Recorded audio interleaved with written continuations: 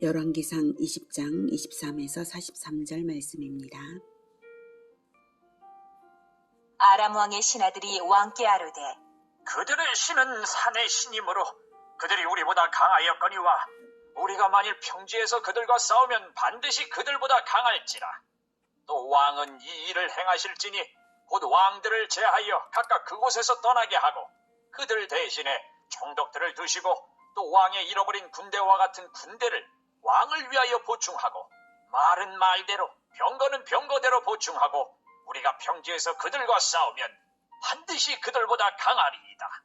왕이 그 말을 듣고 그리하니라. 해가 바뀌니 베나닷이 아람 사람을 소집하고 아벡으로 올라와서 이스라엘과 싸우려 하매 이스라엘 자손도 소집되어 군량을 받고 마주 나가서 그들 앞에 진영을 치니 이스라엘 자손은 두 무리의 적은 염소 떼와 같고 아람 사람은 그 땅에 가득하였더라. 사랑하는 형제 여러분, 11월 2일 수요일 새벽 목상에 오신 것을 환영합니다. 21절까지는 아람 왕 베나닷이 대군을 이끌고 침략해 들어왔지만 하나님께서는 아합에게 그를 넘겨주심으로써 물리치게 하셨는데요. 승리의 전사들은 각 지방 고관의 청년들과 그들을 따르는 7,000명이었습니다. 그리고 하나님의 말씀을 전한 선지자가 이듬해에 재차 아람의 침공이 있을 것을 예고하고 대비하게 했습니다. 23절부터는 패배한 아람이 만반의 준비를 하고 이듬해에 재침공한 사실을 보도하고 있습니다. 23절에 아람 왕의 신하들이 하는 말은 이제 패전의 원인 분석을 나름대로 했는데요. 첫째 요인으로 이스라엘의 신은 산의 신인데 자기들이 산에서 전투했기 때문이라고 패전의 요인을 분석했습니다. 아마도 이스라엘의 제단이 주로 산에 있었고 이스라엘 종교가 산과 밀접한 연관이 있어서 그들이 그렇게 생각한 모양입니다만 그러나 우리 하나님은 무소부지하신 하나님이시므로 특정 지역에만 국한해서 역사하시는 분이 아니십니다. 그리고 24, 25절은 이제 군 지휘 체제의 개편을 건의한 것인데요. 32명의 왕들의 분산된 지휘 체제로 인해 가지고 군대가 일사불란하게 움직일 수 없었기 때문에 패전했다 이렇게 분석을 한 것이에요. 그래서 연합군 내에서 32명의 왕들의 임무를 해제하고 대신 베나닷 직속의 군대 장관들을 총독으로 즉 직속의 군대 장관들로 임명을 해서 군 지휘 체계의 단일화로 운용의 효율성을 기하라라는 제안을 이제 한 것입니다. 32명의 왕들의 임무만 해제하는 것이지 연합 자체를 해제하는 것은 아니죠. 병력의 보충이 오히려 필요했기 때문에 그렇습니다. 그래서 아람 군인들을 이제 다 보충을 해요. 그리고 또 병마도 병거와 말들도 전부 다 보충을 합니다. 보충해서 구성한 아람 군대의 병력은 29절에 의하면 10만 대군이었습니다. 26, 27절에서 이제 해가 바뀌어서 베나닷이 이제 쳐들어옵니다. 그렇게 해서 대진하게 되었는데 시각적으로 보기에도 비교할 수 없는 병력 차이였다는 것을 이제 시각적으로 표현하려고 이제 두 무리의 적은 염소 떼와 같았다라고 이스라엘에 대해서 이제 표현을 하고 있죠. 자, 28절부터 듣겠습니다. 그때에 하나님의 사람이 이스라엘 왕에게 나와 말하여 이르되 여호와의 말씀에 아람 사람이 말하기를 여호와는 산의 신이요 골짜기의 신은 아니라 하는도다. 그러므로 내가 이 큰 군대를 다 내 손에 넘기리니 너희는 내가 여호와인 줄을 알리라 하셨나이다. 하니라. 진영이 서로 대치한 지 7일이라. 일곱째 날에 접전하여 이스라엘 자손이 하루에 아람 보병 10만 명을 죽이매 그 남은 자는 아벡으로 도망하여 성읍으로 들어갔더니 그 성벽이 그 남은 자 2만 7천 명 위에 무너지고 베나닷은 도망하여 성읍에 이르러 골방으로 들어가니라. 네, 28절에 나오는 하나님의 사람은 아마도 지난해에 전쟁의 승리를 예언한 그 선지자일 것으로 봅니다. 그래서 더욱 누구인지 궁금해지긴 하지만 엘리야인지 아닌지는 알 수가 없습니다.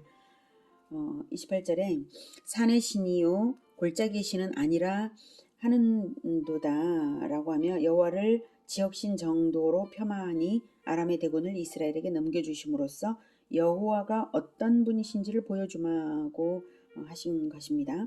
너희는 내가 여호와인 줄을 알리라. 예. 아람에게는 패전으로서, 이스라엘에게는 승전으로서 여호와 체험을 주시겠다는 것입니다.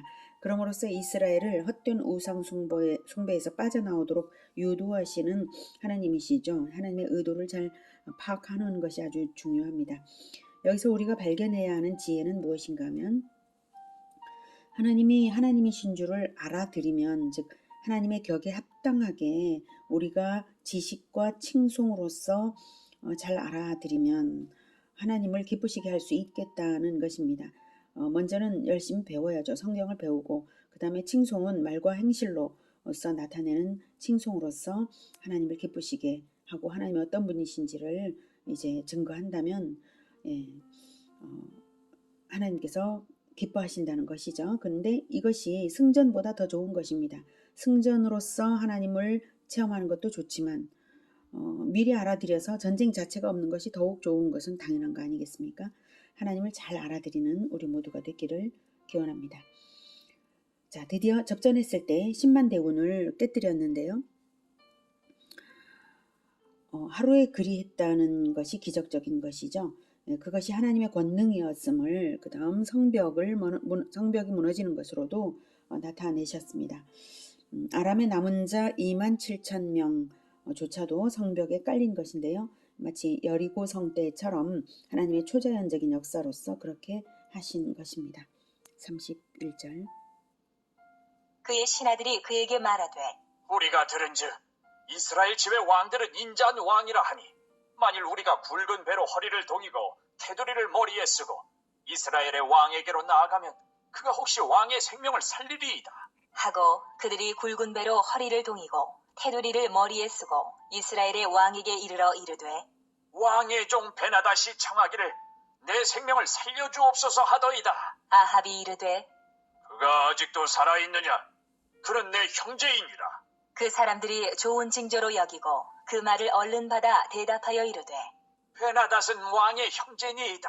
왕이 이르되 너희는 가서 그를 인도하여 오라. 베나닷이 이에 왕에게 나아오니 왕이 그를 병거에 올린지라.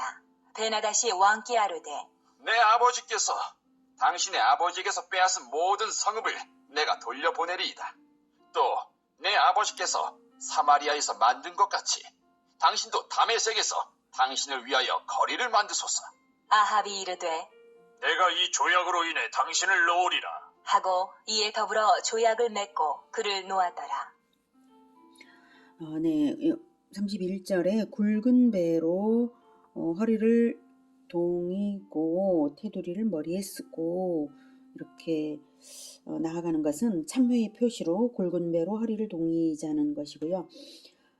또 테두리를 머리에 쓰고는 줄을 목에 감고라는 의미입니다. 생사가 상대의 손에 달렸다는 표시로 나아가자는 것이죠. 완전한 굴복으로 나아가자고 할 만큼 혼줄이 난 것이고요. 형제의 의리로 지내자는 화친 조약을 스스로 파기한 것을 참회하니 용서해달라라는 의미입니다. 31절에 이스라엘의 왕들은 인자한 왕이라고 하니, 그래서 인자한이라는 뜻은 언약에 신실하다는 뜻입니다. 자기들은 그 형제로 지내자는 화친 언약을 깨뜨렸을지라도 이스라엘 왕들은 언약에 비교적 자기들보다는 신실하다고 하는 걸 인정하는 말이죠. 그러니까 이렇게라도 하면 그 조약을 떠올려서 용서할지도 모른다라고 하는 것이죠. 그리고는 32절에 왕의 종 베나닷이 청하기를 이렇게 내 생명을 살려주옵소서라고 합니다. 몇 달 전에는 아합이 베나닷에게 내 주 왕이여라고 했었는데 이제 엄청난 반전이죠. 자, 그런데요, 아합이 그는 내 형제이니라 라며 살려주기로 하는 것은 잘한 것일까요? 하나님께서는 두 번이나 아합에게 베나닷을 죽이도록 넘기신 것입니다. 전쟁은 이 편 아니면 저 편 아닙니까? 지금 아합이 전쟁을 했지만 아합의 전쟁이 아니라 하나님의 전쟁이에요. 하나님 편이냐 베나닷 편이냐 이것을 알아야죠. 하나님 편을 들지 않으면 아합은 누구 편이 되냐면 마귀 편이 되는 것이죠. 아합은 다른 꽁꽁이가 있어서 지금 이러고 있는 것인데요. 전쟁이 하나님의 권능으로 이겼기에 이 전쟁의 영광을 하나님께 돌리고자 하는 마음은 전혀 없는 아합입니다. 위기에서 벗어나자마자 전쟁이 끝나기도 전에 자기 이익만 추구하는 이기주의자입니다. 33절 베나닷이 이에 왕에게 나오니 왕이 그를 병거에 올린지라. 병거에 자신의 병거에 태워 나란히 앉는 것은 베나닷을 자신의 동반자로 삼겠다는 뜻입니다. 하나님에 대한 배신이죠. 전쟁이 끝나기도 전에 하나님께 돌려차기로 배신하는 꼴입니다.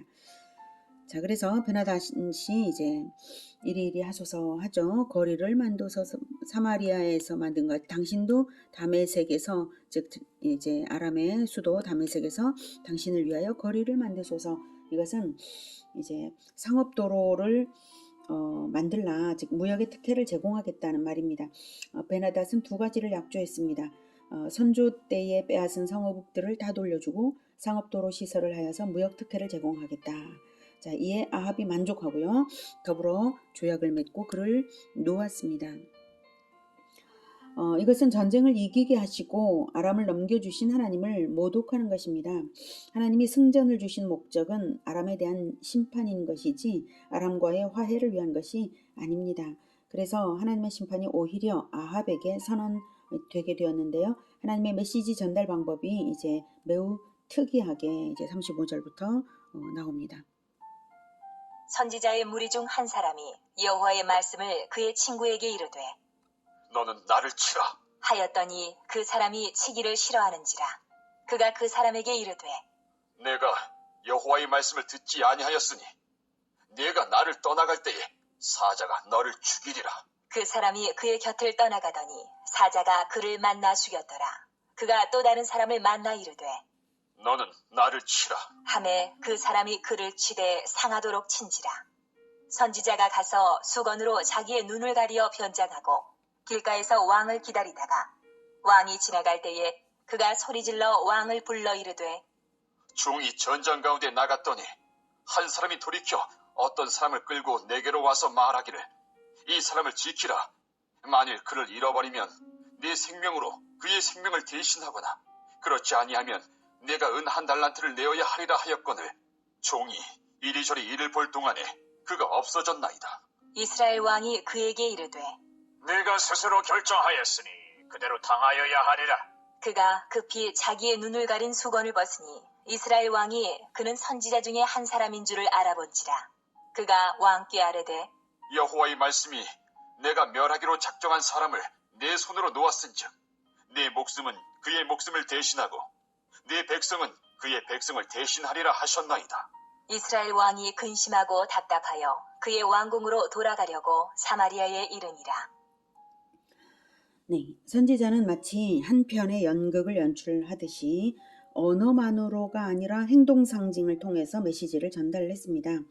메시지가 강렬하게 전달되게 한 것이죠. 결국 이 예언은 22장에서 나오게 될 베나닷과의 3차 전쟁에서 아합이 전사함으로써 그대로 성취되게 됩니다. 자, 예언적 상징 행동이 어느 정도로 강렬한 메시지인가 하면 선지자의 죽음까지 사용한 상징 행동 예언입니다. 하나님의 계시를 순종하는 데 실패한 선지자의 최후를 보여줌으로써 베나닷을 심판하여 멸하도록 작정하신 하나님의 뜻을 거스려 자기 뜻대로 베나닷을 친구 삼은 아합의 최후를 비유하는 퍼포먼스입니다. 즉 선지자 한 사람이 35절부터 이제 보면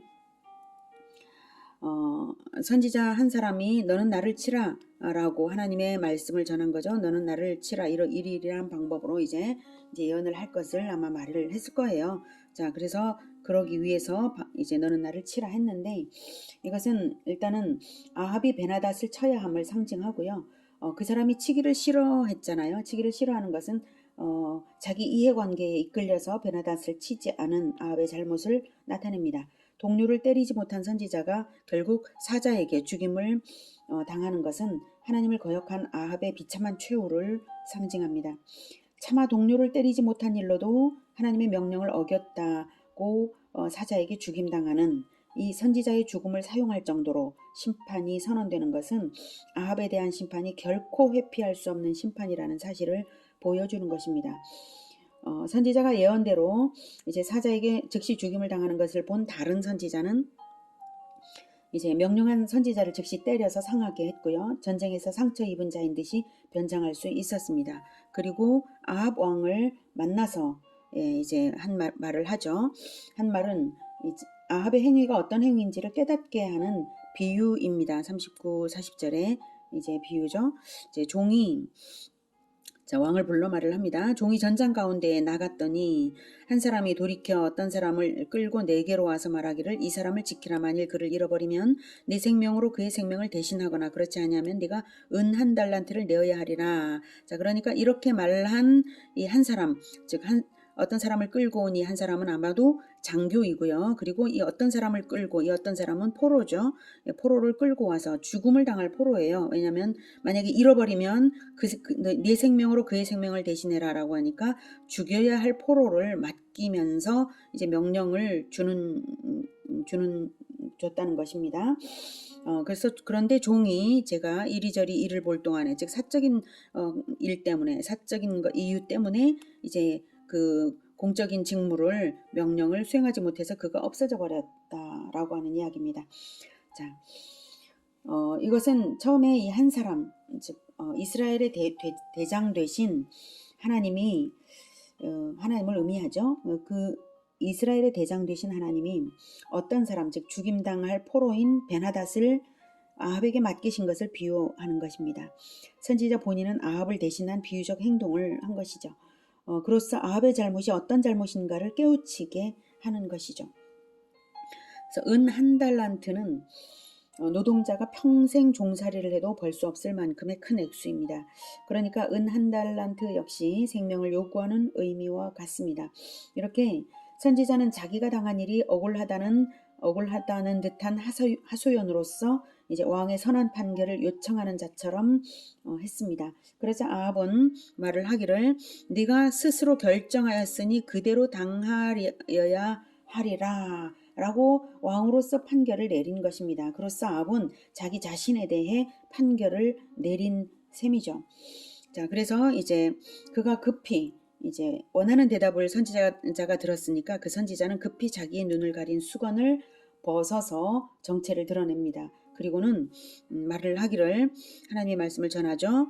내가 멸하기로 작정한 사람을 즉 베나닷을 네 손으로 놓았은즉 내 목숨은 그의 목숨 베나닷의 목숨을 대신해서 대신 네가 죽고 네 백성은 그의 백성을 대신하리라. 백성들에게도 역시 동일한 이제 백성이든 왕이든 다 동일한 심판이 내려질 것이다. 이렇게 여호와의 말씀을 전했습니다. 여기서 우리가 알아차려야 할 중요한 진리는 바로 대가지불의 원리입니다. 대가지불을 하되 등가 교환의 법칙에 의해서 지불해야 합니다. 이것이 진리입니다. 그 다음 또 하나는 대표성의 원리입니다. 대표가 잘못하면 그 대표가 대표하는 공동체 전체가 함께 그 잘못에 대한 대가지불을 해야 되는 것입니다. 심판을 받아야 되는 것입니다. 그래서 대표가 잘하면 구원이고 대표가 못하면 심판인 것이죠. 이 두 가지 원리를 한꺼번에 보여주는 예언입니다. 그래서 이 진리대로 우리가 죄를 지었으므로 우리의 죄에 대한 사면은 동일한 인간 생명으로 대표의 생명으로 무지한 예수님의 생명으로 값을 치러야만 했던 것입니다. 속죄 제사를 드릴 때에 흠없는 어린 양 한 마리로 나의 죄가 완전히 사면되는 것이 결코 아닙니다. 그것은 다만 구약시대의 예표일 뿐입니다. 우리의 죄는 반드시 인간의 생명으로 그리고 우리 모두의 죄이므로 왕이신 예수님의 생명으로 값을 치러야만 했던 것입니다. 또한 우리가 적용할 것은 이 진리를 알리는 일로서 하나님의 명령을 이 진리를 알리는 일로서 명령을 수행하지 않는다면 사람을 구원할 수 있는데도 방치하는 것처럼 크나큰 잘못임이 분명하죠. 그러므로 이 선지자처럼 자기 자신의 몸을 상함당하는 것을 기꺼이 하면서까지 하나님의 말씀을 가감없이 전하는 그런 열정의 전달자, 충성스러운 복음의 전달자가 되어야 마땅하다는 것입니다. 이 선지자는 심판을 전했지만 우리는 구원을 전할 수가 있으니 얼마나 다행인가요? 예수님이 이미 심판당해 주셨으니 우리가 바로 구원을 전할 수 있다는 것입니다. 믿는 자에게 바로 예수님의 심판이 믿는 자에게는 적용된다라는 이 기쁜 소식을 알려주는 일조차 우리가 머뭇거린다면 얼마나 하나님을 실망시켜드리는 일이 될지 우리가 깊이 생각하여서 깨닫고 열심히 복음을 전하는 우리 모두가 되기를 기원합니다. 기도하겠습니다. 하나님, 우리는 예수님의 생명값으로, 우리의 왕이신 예수님의 생명값으로 대가집을 되어서 우리가 살았습니다. 그러니 우리의 생명은 예수님의 것입니다. 하나님께서 그렇게 받아주셨으니 우리도 예수님처럼 복음을 전하겠습니다. 주님, 우리를 붙들어 사람들을 살리는 일에 우리를 사용하여 주시옵소서. 그리고 예수님을 본받아서 내 공동체를 책임지는